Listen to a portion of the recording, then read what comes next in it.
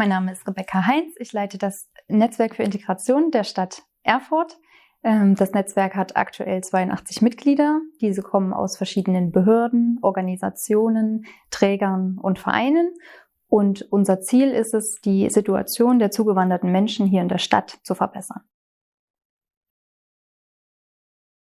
Besonders an dem Netzwerk ist, dass es schon sehr alt ist. Es gibt es schon über 20 Jahre.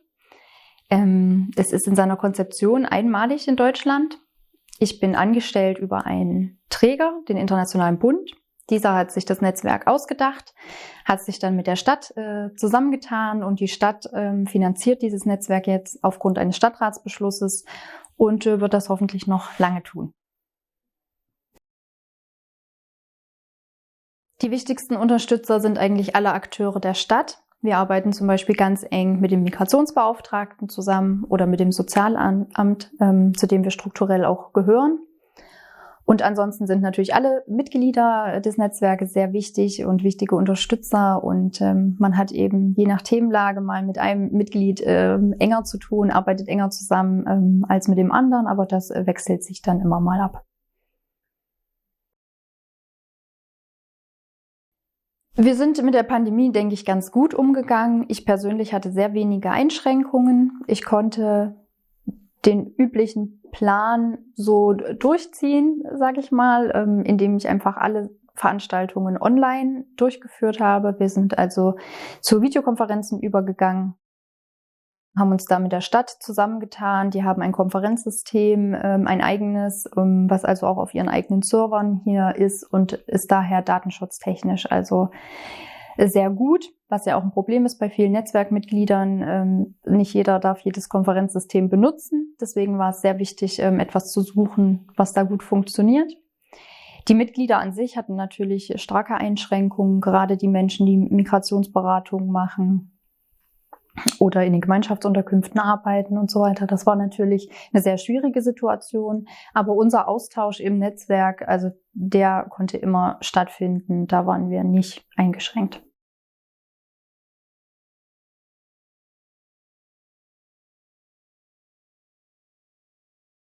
Die Möglichkeiten bei uns zum Austausch sind zum einen 5 große Netzwerktagungen, die wir im Jahr durchführen. Da können also alle Netzwerkmitglieder dran teilnehmen.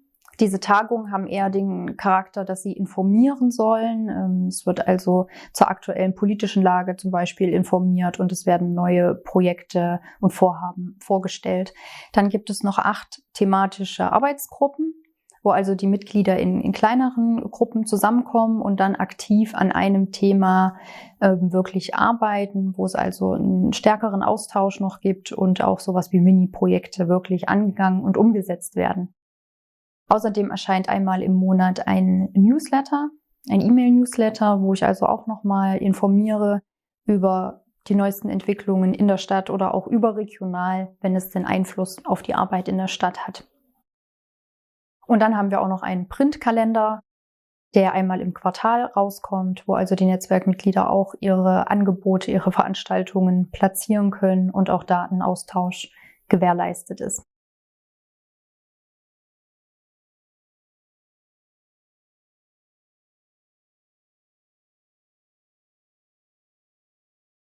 Also, wenn es nach mir geht, können wir auf jeden Fall gerne viele Online-Varianten auch beibehalten. Wir haben auch Mitglieder, die überregional aktiv sind in ganz Thüringen, manche auch bundesweit, für die es auch einfach bequemer ist, an Online-Konferenzen teilzunehmen.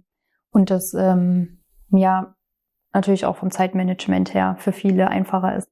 Aber prinzipiell ist das Netzwerk so, dass sie sich gerne in Präsenz treffen möchten und da einen großen Willen haben und ja, deswegen kann ich mir vorstellen, in der Zukunft da punktuell noch Konferenzen zu machen oder Hybridveranstaltungen. Außerdem planen wir jetzt die Einführung von einer neuen Online-Akademie, wo es also auch Funktionen wie ein Forum und ein Chat und Möglichkeiten, Dokumente und Links auszutauschen gibt, wo ich mir also davon verspreche, dass die Mitglieder noch schneller und intensiver sich austauschen können und die Arbeit noch besser vorangetragen wird.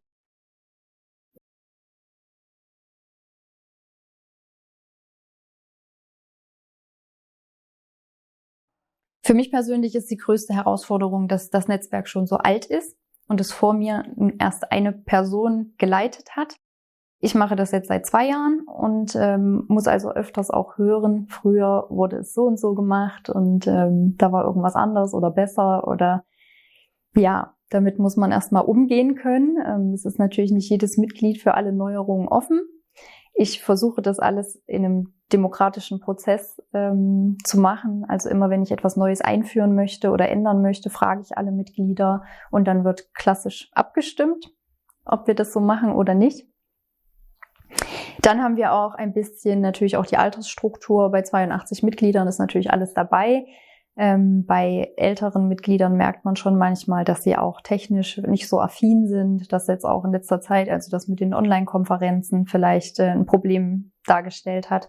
Aber das haben wir auch bei denen, die viel im praktischen Bereich arbeiten, die klassischen Sozialarbeiter, Sozialarbeiterinnen, die einfach lieber was Aktives machen, als sich im Online-Raum aufzuhalten.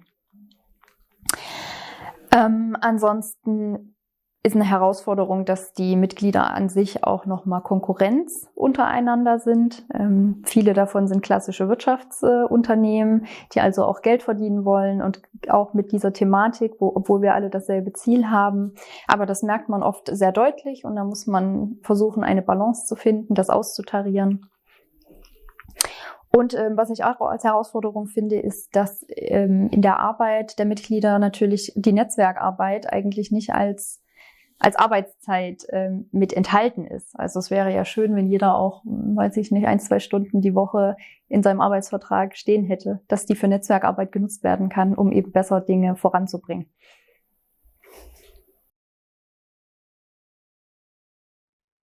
Also ein Highlight war für mich auf jeden Fall, dass ich das Jahresprogramm so durchziehen konnte, dass nur ein einziger Termin ausgefallen ist im letzten Jahr, dass wir wirklich alles trotz Corona wirklich machen konnten. Und ein großes Highlight für mich ist auch die Arbeitsgruppe Integration in den Arbeitsmarkt. Das ist eine sehr aktive AG, die wirklich viel Spaß macht, wo viel Diskussion dabei ist. Da haben wir im letzten Jahr viele Betriebe eingeladen, die mit uns diskutiert haben, wie sie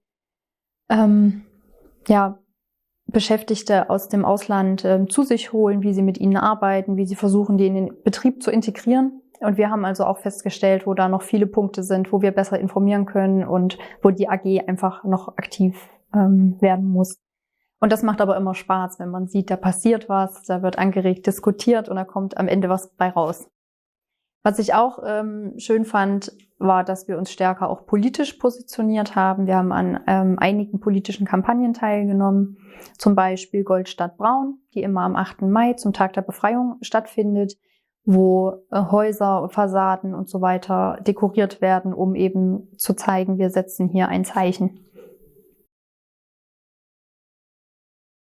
Die Tiefpunkte waren, wobei vielleicht nicht unbedingt Tiefpunkte, aber was mich ein bisschen oder wo ich in der Arbeit eingeschränkt war, dass ich ja auch einmal im Quartal einen Printkalender rausbringe und den konnte ich also letztes Jahr und auch vorletztes Jahr schon nicht wie geplant immer rausbringen, weil einfach zu viele Veranstaltungen ungewiss war, ob die tatsächlich stattfinden. Und dann wollten wir natürlich jetzt nicht das Geld dann auch in einen Printkalender investieren, wo dann Sachen drinstehen, die nicht stattfinden werden. Also ist der ein paar Mal ausgefallen. Das war kein Tiefpunkt, aber zumindest schade. Schade sind auch Arbeitsgruppen, die nicht so gut funktionieren. Wir haben ja auch eine hohe Fluktuation bei den Mitgliedern und es ist schwierig dann immer, wenn sich die Arbeitsgruppen ändern, immer wieder neue Leute reinkommen, hier wieder an alte Arbeitsprozesse anzuknüpfen. Man muss die Leute ja wieder neu aufnehmen, auffangen und dann dauert einfach alles ein bisschen. Ja, man hat also wirklich Arbeitsgruppen, die super laufen und man hat andere, wo es einfach immer ein bisschen behäbig ist. Das ist einfach auch ja ein bisschen schade für die Arbeit.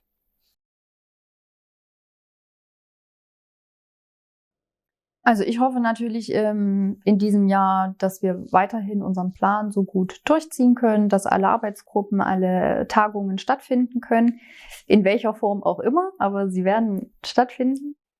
Und ich würde mir wünschen, dass in den Arbeitsgruppen ja noch ein aktiverer Prozess eintritt, dass man mehr noch auch Mini-Projekte und Vorhaben und so weiter wirklich umsetzen kann. Es soll weg von der reinen Information und mehr rein in das aktive Handeln. Und genau als Projekt diese Online-Akademie, dass wir die auch erfolgreich einführen und hoffentlich auch intensiv nutzen und uns schneller und unkomplizierter gegenseitig helfen und austauschen können.